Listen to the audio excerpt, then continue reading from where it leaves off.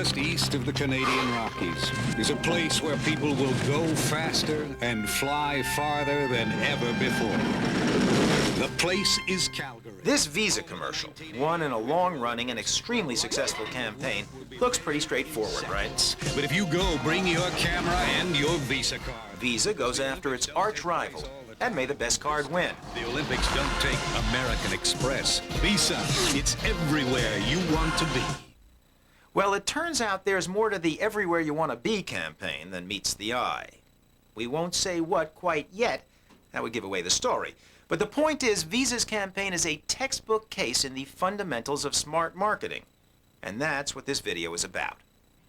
Our authority on this material is Barbara Kahn, professor of marketing at the Wharton School, and a consultant to companies in telecommunications, packaged goods, and the service sector.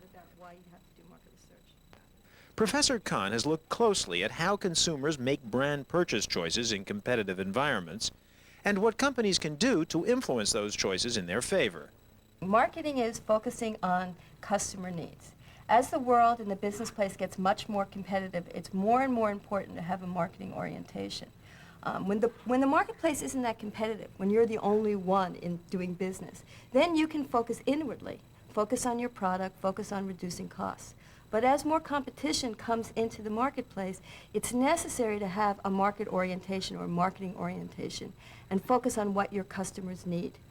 Over the next hour or so, we'll look at the Visa campaign and at two other very different but equally successful marketing efforts, one by the Bank of Boston and the other by the athletic shoe company Ryka.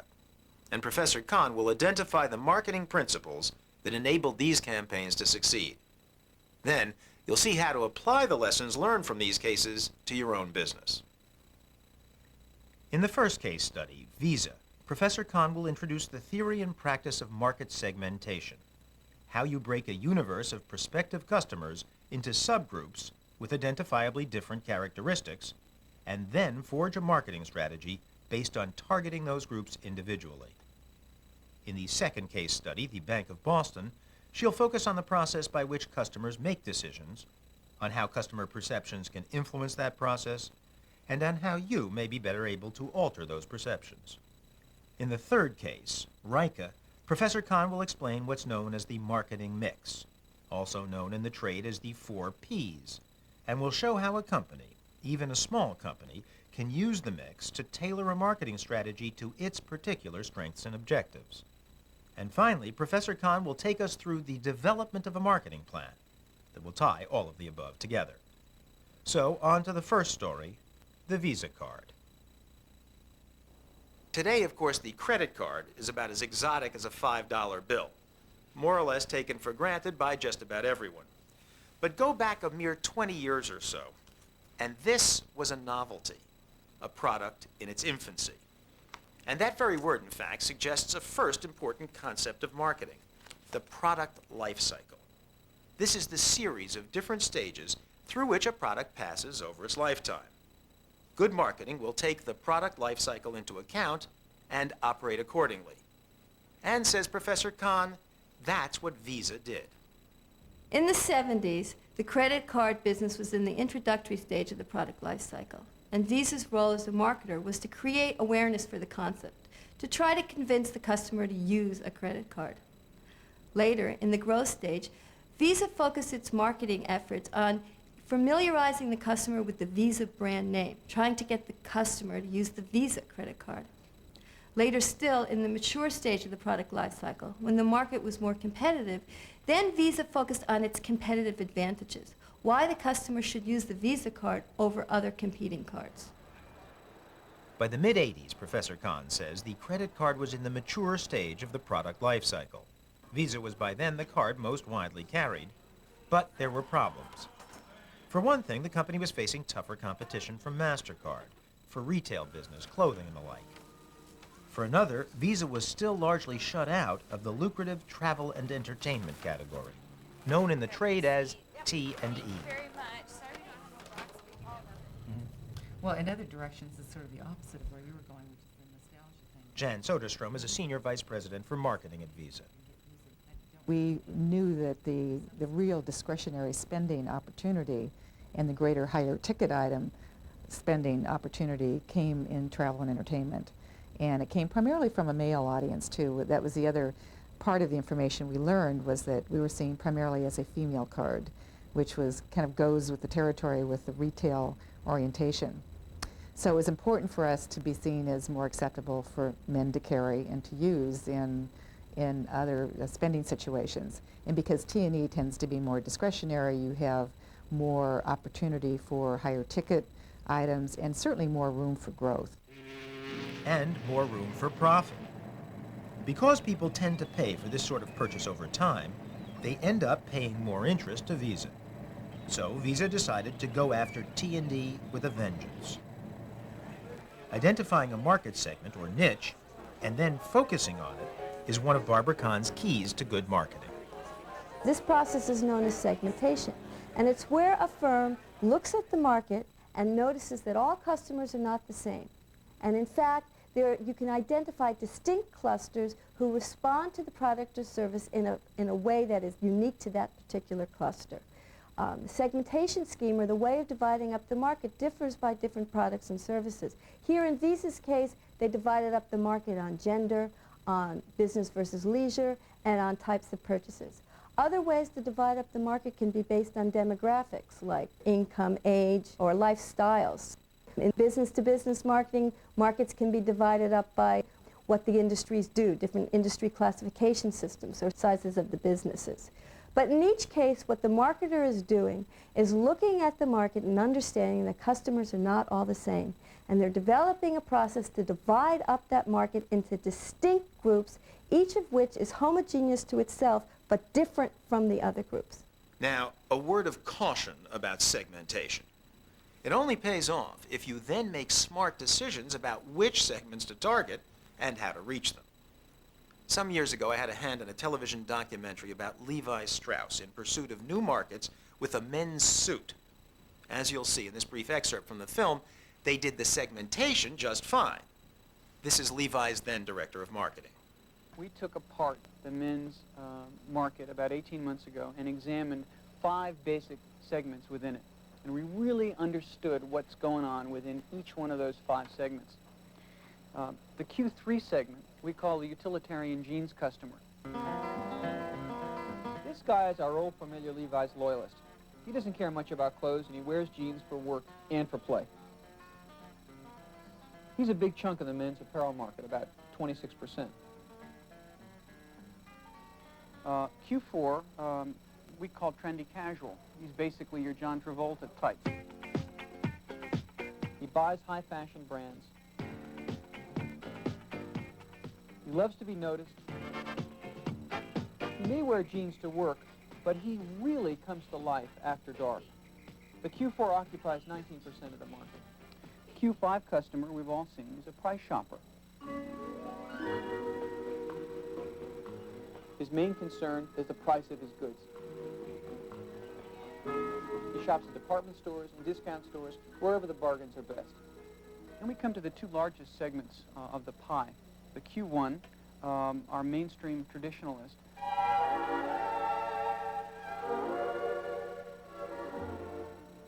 The Q1 loves polyester. He's probably over 45 years old, married, a hardcore department store shopper. Most likely, he's a conservative, both in his political views and in his tastes. He likes to shop with his wife, and he values her opinion. The most significant thing about the menswear segmentation study was the uncovering of this Q2 segment. We call it the classic independent. The classic independent is a fascinating animal. He's a real clothes horse. He spends more on his clothes than any other group. He buys 46% of the wool and wool-blended clothing sold, yet he's only 21% of the market. We're going after this guy tooth and nail.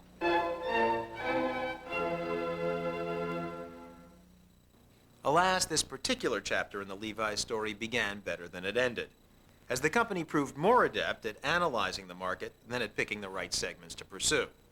Levi's did go after these upscale Q2s, but never managed to give them a compelling reason to buy suits from a company known mostly for jeans.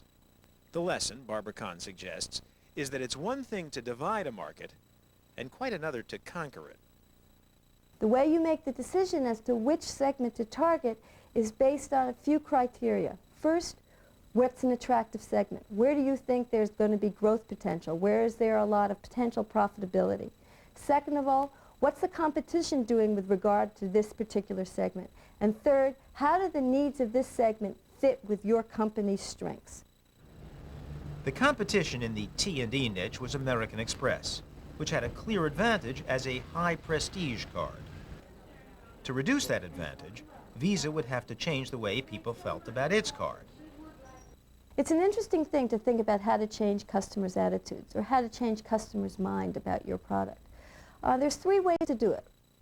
You can try to convince the customer that your product or service performs better on a certain attribute than the customer initially thinks it does. Another way you can do it is if there's something the customer thinks is true about your product, make the customer think that's a very important attribute. So for example, if the customer thinks your product or service is fast, then you want to make the customer that fast be an important thing or a good thing. And finally, the last way is to convince the customer that what they think about the competition is not necessarily true, that in fact the competition is worse on certain important attributes than they believe. At this point, Visa had not succeeded in any of these ways. They'd not yet figured out, nor had their advertising given any good reason, why people should use their card rather than the competition's. You know, MasterCard could have been running the same advertising and people would not have known the difference. There was nothing uniquely Visa. There was no personality associated with it. And certainly nothing that would make people believe that it was any better than American Express. That's the challenge Visa put to BBDO, one of the country's oldest and most respected advertising agencies. Well, you should try this other thing. Everybody else. Art Meller was assigned the task of developing the BBDO campaign. Somehow, Meller and his team had to neutralize American Express's prestige advantage. And we found that the cardholder, when it's time to pull out that piece of plastic from his wallet, he wouldn't pull out Visa, and he wouldn't pull out MasterCard either, because it wasn't a card that lifted his personality to become, you know, one of like, look at me, I have an American Express, let's say, and you could flash it and say, yes, I've made it, you know, here I am, I'm, you know, a leader of the establishment, and I have my American Express. So we thought, gee, maybe that's something that we should do. Maybe we should use American Express as the foil. As he thought more about American Express, Meller realized Visa did have one significant advantage. You go to a nice restaurant and you bring your card out and you show your American Express, and they'd say, gee, I'm sorry, sir, but we don't accept American Express. And we came up with the notion of maybe we should use that as a stepping stone. Visa had discovered a comparative advantage. Their card was accepted everywhere, and American Express's card was not. Now, once they have discovered this differential advantage, then they wanted to communicate this to the customer, and they did this through comparative advertising. Well, the comparative approach against American Express, of course, made people feel very uncomfortable because there had never been comparative advertising in this category, and we would be, you know, the first to cast stones. Comparative advertising is a very tricky thing. Over the years that America has been doing comparative advertising, there's certain generalizations we can observe from successful campaigns compared to weaker campaigns. The first thing you want to do in comparative advertising is to make sure you don't advertise your competition more than you're advertising yourself. So in making these comparisons, make sure the customer doesn't walk away with more positive feelings about your competition than about you. The second thing that we notice in comparative advertising is that the number one player rarely does it. It's usually something that's done by number 2 or 3 players, so that we see the Coke is the real thing. They don't mention any competition, but the Pepsi challenges Coke on taste. So number 2 and 3 will mention number 1 and not the other way around. And the last thing that distinguishes successful comparative advertising campaigns is that you want to focus on a concrete attribute that the consumer really understands. You don't want to go for puffery or for something that's very big. Those are not effective campaigns. You go, bring your camera and your Visa card, because the Olympics don't take... From the very beginning, Visa felt this campaign was a winner. But they didn't just rely on their intuition. everywhere you want to be. A continuous tracking study provided them with hard data. We started seeing the real lift from the campaign I would say about 12 months into it. We saw some movement on the charts. The Visa card became closer and closer to the card of choice, and then it eventually became the card of choice in every category. And we're still the card of choice. So Visa took on American Express and emerged on top. But remember, from the beginning, there was more to this story than met the eye. It turns out there was another key player in this campaign that, by design, never got mentioned at all. Listen to Visa's explanation of what was really going on. American Express is the device in this exercise. They're not necessarily the target. They have the image and they have the acceptance inferiority. So we had an opportunity to claim an advantage over what was essentially the image leader in the category. And by doing so, we were able to kind of then separate ourselves from this parity situation that we had with MasterCard. By comparing ourselves with American Express, we were creating a difference between ourselves and MasterCard. So by not naming them, we were actually aiming at them. MasterCard was our competition.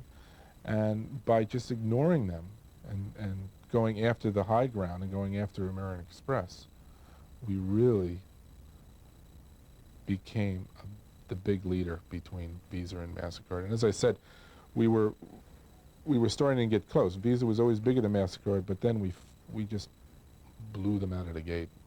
The Visa case is considered a marketing classic, up there with Avis's legendary We Try Harder campaign, which used virtually the same strategy with equally successful results. While Avis appeared to go after the industry leader, in their case Hertz, the real goal was to break away from a pesky number 3, National, which, like MasterCard, never got mentioned. But one final point. MasterCard may have been blown out of the gate, as Art Miller said, but they may well be back. And if they're not, some other card probably will join the fray. Visa knows this, knows the reality of the product life cycle, and knows that if it is to fend off the next inevitable challenge, it must continue to keep its corporate eye firmly fixed on the changing wants and needs of the customer. If you're focusing on the customer, one thing you have to really remember is that customers change over time. So it's not okay to just take that one snapshot of what the customer wanted at one point in time and orient the firm to delivering those needs. You have to monitor customers' tastes over time. You have to monitor the environment, monitor the changing competitive situation, and make sure that you're continually answering customer needs. We need to start positioning ourselves as the best payment device to use for any kind of a purchase, not just position ourselves as the best card to use instead of somebody else's card, but instead of pulling cash out of your pocket, instead of writing a check. So that's really the long-term strategic direction for us. And we have challenged our agency once again to think about what positioning will take us to that next level that will serve us for the next 10, 15 years. One of the things you, as a marketer, have to remember is that your relationship with the customer is a long-term relationship. And you don't want to just focus on the single transaction or on your product or marketing mix decisions for today.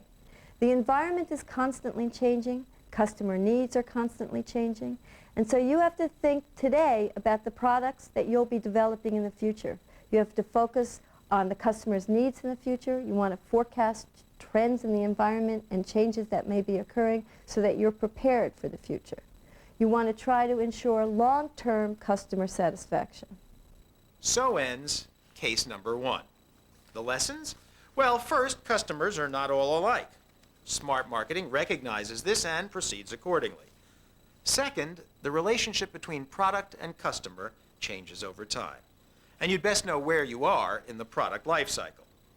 Third, successful marketing is almost always grounded in painstaking research. The better you do it, the more likely you'll be to stay in step with your customers.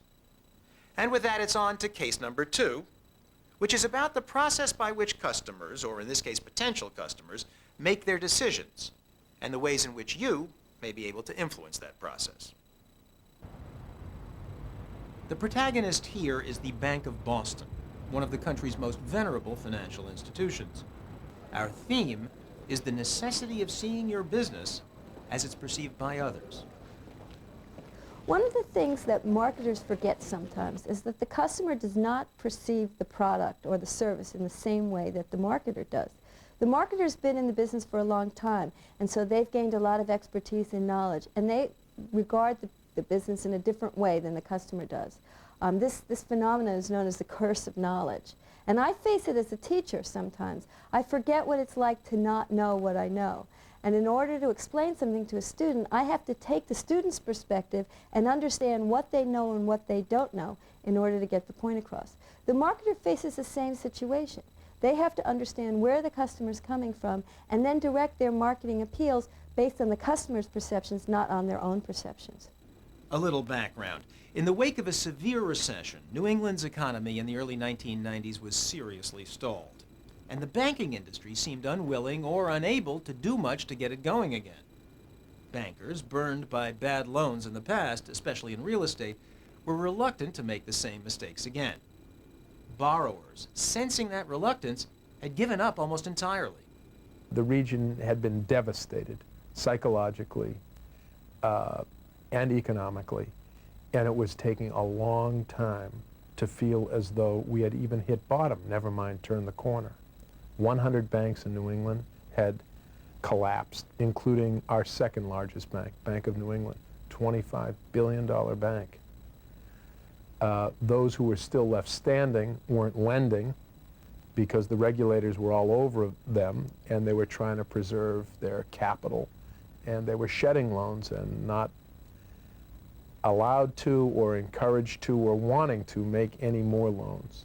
Lenders had been turned into risk avoiders, paper pushers, credit file documenters, rather than going into the office and figuring out how they could meet a customer's needs. They were just protecting their own derrieres. There was no energy in banking. There was no lending in banking. The banking business was almost dead. We needed to inject self-confidence, life, purpose, and enthusiasm again in our own troops as much as we needed to inject capital and credit into the region.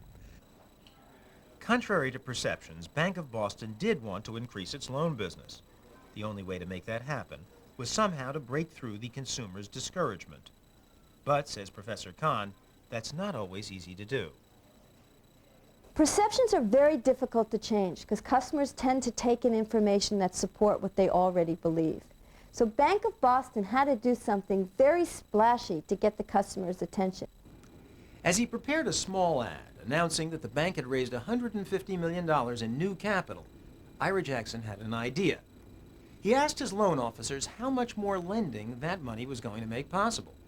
Well, they hadn't seen the correlation between the increased capital and the increased lending, and pretty soon we linked the business strategy with the increased lending from the recapitalized balance sheet, and we started to get up into some big stretch numbers, like $1 billion, $2 billion. I said, why not 3? No one's going to ask us what specific time frame. Let's make it a number that is impactful. Jackson realized the bank could now legitimately claim it was in a position to lend $3 billion. This number, by its sheer magnitude, seemed to offer the possibility of breaking the psychological logjam crippling the entire region, if it was played for all it was worth. Jackson came up with a name, the Bank of Boston Credit Initiative, and an aggressive plan for rolling it out. 6 simultaneous press conferences in 6 states, each attended by the resident governor and assorted other dignitaries. It was a total departure for the bank, and a risky venture for an institution not exactly known for its flamboyance. A bank having a press conference to offer money? What does a bank do but make loans? And Joe Kennedy captured that spirit when, off to the side, he said, this is like Star Market announcing a press conference that they're going to sell bananas. But sometimes it's important for grocery stores to tell people they're selling bananas. The fact is, perceptions influence behavior in real and significant ways. Good marketing simply recognizes that if you want to change behavior, it's sometimes necessary first to change perceptions. And that is what the bank's campaign was all about. We'll be aggressively seeking out sound credits from young companies to established businesses. It was a zoo. It was a circus. It was on the front page of the New York Times the next day and led the news on 26 television stations around New England. The announcement of the multi-billion-dollar loan program by the Bank of Boston, I think, represents another major step forward towards economic liftoff for this state. We gained 2,000 new customers, and we became the largest SBA, Small Business Administration, lender in Massachusetts. The big business bank. So it was a wonderful transformational initiative that got us a lot of good press, inspired and stimulated our peers to get back in the business of lending themselves, injected confidence into the region, and made our people feel like they had been reborn. An interesting thing to note about the Bank of Boston initiative was that they communicated their message to their customers without the use of paid advertising. They used press releases, publicity, and media events to communicate their message to their customers. Paid advertising gives you a lot of control. But in this case, Bank of Boston got added credibility by having governors and other public figures and the media support their initiative. To the skeptical eye, the credit initiative may seem more hype than substance. A supermarket announcing plans to sell bananas. But as with the Visa campaign, there is more here than meets the eye. What the story shows is the degree to which perceptions can influence behavior. The credit initiative happened and worked in part because the bank was willing and able to step back and see itself in a new way, and then to get both the public and its own employees to buy into that new perception. Okay, one last case.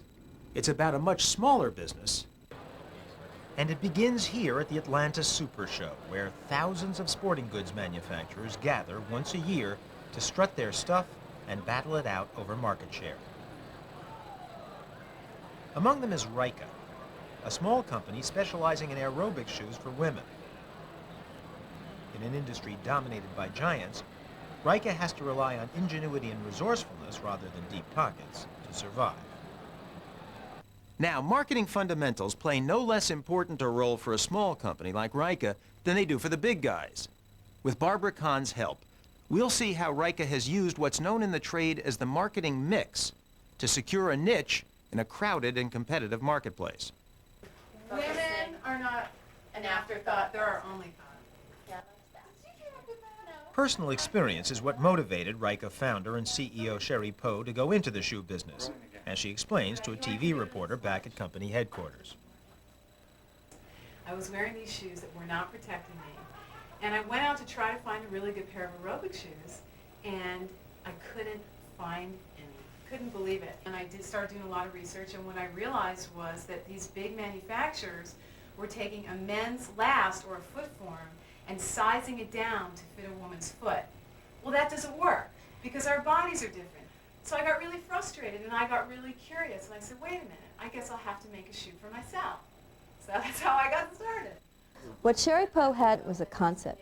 She recognized that there was a niche or a hole in the market whose needs were not being met. Now she had to implement this concept, and the tools that she could use to implement the concept were the marketing mix: product, place, price, and promotion, the 4 Ps, the marketer's 4 Ps. Product would be how she designed her product or service to fill the needs of the customer. Price would be the price that she would ask the customer to pay for this product. And to a marketer, price is more than just the cost of the product. It has some other aspects to it. Place is how she would deliver the product to the customer. So would the product be sold in retail stores? Would it be sold by direct marketing? Would it be sold over the information superhighway? And finally, promotion, how she would communicate the benefits of the product to the customer. Tools of promotion can be advertising, public relations, sales promotion. These are the 4 elements of the marketing mix, and these are the tools Sherry Poe had to work with. So it all started, as Barbara Kahn says it usually does, with the first of the 4 Ps, product. In this case, an aerobic shoe, but one designed to provide a very specific benefit for the female consumer, namely superior fit. Next came price. So important is the price decision, Sherry Poe confronted it before she made her first shoe. The decision was made by consulting with retailers to find out where their biggest sell-throughs were in relationship to what prices and what product. And actually, that was one of the first things we did in creating our product, because you can't go back. I mean, then you almost erase all the work that you've done. So you first have to find out where you need to be positioned in terms of categories and pricing, where the marketplace is positioned, and then you go back and you start creating the product. If you're a performance-based athletic shoe, you don't come in at $39.9 or $29.9. Not if you're saying your performance and you have technology in your product. Price has to measure what the customer values and what the customer is looking for in this product. Sometimes price is used to signal quality, so it is possible to price a product too low. For example, some consumers who aren't knowledgeable about wines choose their wine based on how much it costs. In that case, if a marketer prices a wine too cheaply, the customer may not purchase it. In other cases, customers do make decisions based on price, and then low prices are preferable. But it is very important for the marketer to understand what the customer values and to make sure that the price is delivering customer value rather than just based on product costs. A unique product at the right price, halfway there, and now time for the third P, promotion. Reich is up against some pretty stiff competition. Reebok, one of the industry leaders, spends $90 million a year on advertising alone, 6 times Reich's annual sales. In the early days, this disadvantage was compounded by a common mistake. Marketing Communications Director Sue Dooley explains. I think Riker rolled out nationally as soon as it could as a brand. They got their products out to every store that said, yes, we'll carry it, which made it very difficult to do a cost-efficient marketing plan, because we'd have some shoes in like Podunk, Texas, and some up there in Oregon, but we weren't everywhere. So if we tried to do national advertising, we'd be advertising in some markets where there were no shoes available. So essentially it was cost inefficient. On the other hand, getting aerobics instructors to wear the shoes has been very cost efficient. There's just a segment of the population when looking at demographic breakouts that are known as opinion leaders / influencers. If an aerobic instructor is wearing a pair of shoes, she's a heroine to these people in her class. And they might say, what are you wearing? Oh, they must be good if you're wearing them. Riker's decision to go after aerobic instructors and to try to get them to wear the shoes made a lot of sense for 2 reasons. One, she was on a restricted budget. She didn't have a big advertising budget. But the other reason the strategy makes sense is because it recognizes how new products tend to diffuse through the market. New products diffuse through the market by having 1 or 2 or a small group of innovators initially adopt a product. These innovators are using the product, people observe the innovators using the product, and then other people adopt the product. But what really got Reich noticed was becoming identified with a cause. From personal experience, Poe had long had very strong feelings about the issue of violence against women. As the CEO of a growing business, she found herself with real clout to do something about it. Using a percentage of Reich's profits, Poe created a foundation to help victims of violence. In time, Poe discovered, as others have before her, that on occasion, what's good for society can also be good for business. Many women gave her credit for taking a public stance on an issue they also felt strongly about, and went out and bought her shoes. Cause marketing is when a firm feels that their responsibility is not only to their customers and to the business, but also to society as a whole. And what they do is they say that they'll give a percentage of their sales to a good cause. Examples of companies that do this are Ben & Jerry's or The Body Shop. Sherry Poe's story generated a lot of interest, both in her, helping many women, and also in her product. The interest that she generated couldn't have been purchased through paid advertising. Karen, and on this area here, I'd like you to try to be more agitated. More agitated. Like, While identification with a cause has had unanticipated benefits, Reich's current promotional efforts are intended to put the spotlight back on the shoes. Hi, I'm looking for a pair of athletic shoes. These are totally cool. I mean, my boyfriend, right, he wears his 24/7. Anyway, he's like really good at everything. Are they women's shoes? Well, we got some wicked small pairs out back. Excuse me. Our goal now is trying to make more women out there know what we have to offer, which is really much more than the competition. That's our task, is to continue to do that. Minus weight, plain and simple. I want the best athletic shoe there is for women, one that fits, that's comfortable, a good shoe at a good price, designed for me, not your lover boy, and not for NASA's next trip to the moon. Oh, Rika. Awesome shoe. I mean, Rika's made of women's. But Professor Kahn points out it's not just the consumer that Rika needs to be speaking to. And that's why the company goes to the annual Super Show. Here, Rika can meet store owners and buyers from all over the country. These are the people who represent the fourth of the 4 Ps, place. For Rika, the right place for its product is a store that caters to women who take their aerobics seriously. Place is how the marketer delivers the product to the customer. And that has to support this overall marketing strategy. If the strategy is to produce a high-end prestige product, then the place that's used to distribute this product has to also be high-end and high prestige. You can't deliver a high prestige product in a mass merchandiser. In Rika's case, that they're catering to the female athlete segment, producing a product for that segment, means they also want to distribute that product in a retail outlet that the female athlete is likely to visit. The thing that has made a huge difference for us is cultivating our relationships with retailers. Really getting to know them, really being, as their friend as much as you possibly can be, really listening to them, and creating product with them. It depends on the market. Whatever outdoor vehicle. We need to get our message to the retailers and encourage these buyers for these large retail corporations that we have a viable product and we have a very strong marketing campaign behind that product.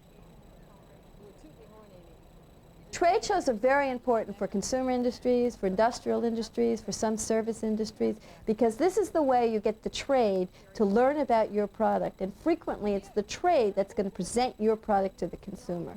So it's very important when you're positioning your product to make sure that you're aligned with the retailers that make sense for your product. And if you come with a fresh perspective and you're eager to hear them and to go back and respond and work with them as a partner, it really works, and that's really the reason that we've been able to be successful, and the reason that we're here. On that note, we wrap up the 4 Ps and take our leave of the Rika story, which illustrates a number of Barbara Kahn's key lessons.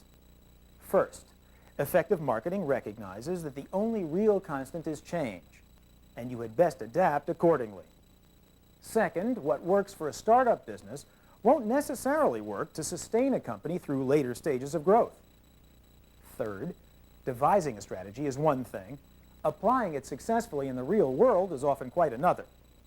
And finally, as Rika later learned the hard way through a series of financial and management difficulties, even the best marketing is by itself no guarantee of success.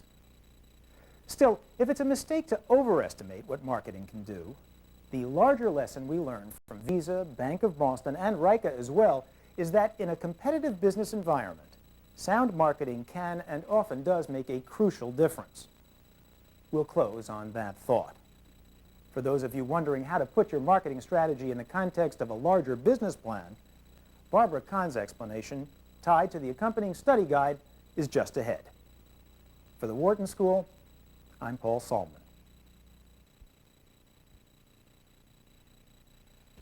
Before we start, let me just tell you an overview of why I think it's useful to go through a marketing plan. One, it forces you to sit down systematically and think about your whole market. And by going through it systematically, you may discover some holes that you hadn't thought about. At the end, hopefully you'll have thought of who your customer is, who your potential competition is and your existing competition is, your company strengths, and it may help you focus what your marketing strategy should be. That's the goal. We start out, and the most important thing in the beginning is to have a very clear idea of your business mission. It's important that this is clear because it's going to structure the rest of the process. You don't want it to be too narrow so that it doesn't handle changes in the environment. You don't want it to be too broad so that it doesn't provide any direction. At this point, just think big picture. We'll go later on into segments. Think about what your big picture market is, and when you're thinking about that market, when you're thinking about your customer, think in terms of their benefits. What are the benefits those customers want? You always want to think in terms of what value you can provide to the customer. The next thing, and we won't go into detail here because I know you're going to have to go back and do research on this kind of thing, but you want to state, as you would in any kind of planning process, what your business objectives are. So what's the size of your market share, your net sales, your cost of goods sold, profits, your overhead, your fixed costs, and think about how much money you want to spend on your proposed marketing budget. Think in terms of the short term, that's right now, and then think if you see any systematic differences or any things you can anticipate for the longer term. Now let's go into really what the heart of this marketing plan is, which is to try to figure out who the appropriate segments are.